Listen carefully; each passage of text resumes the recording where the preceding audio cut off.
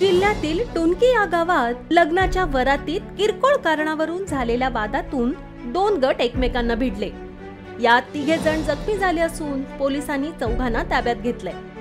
गावात तणावपूर्व शांतता असून पोलीस परिस्थितीवर लक्ष ठेवून आहेत। प्राप्त माहितीनुसार गावातील लग्नाच्या वरातीत डीजेवर आक्षेपार्ह गाणं वाजवण्यात आलं। प्रकरणी 2 गटात राडा होऊन 3 जण जखमी झाले आहेत। यावेळी दगडफेक करण्यात आल्याने डीजेच्या वाहनाचं नुकसान झालं। संग्रामपूर व सोनाळा पोलीस घटनास्थळी दाखल झाले। त्यांनी दोन्ही गटाची समजूत घालून कडक बंदोबस्त तैनात केला। 4 आरोपींना ताब्यात घेण्यात आले। यामुळे परिस्थिती नियंत्रणात आली। टुणकी या गावाला कडक बंदोबस्तामुळे पोलीस छावणीचं स्वरूप आलं आहे।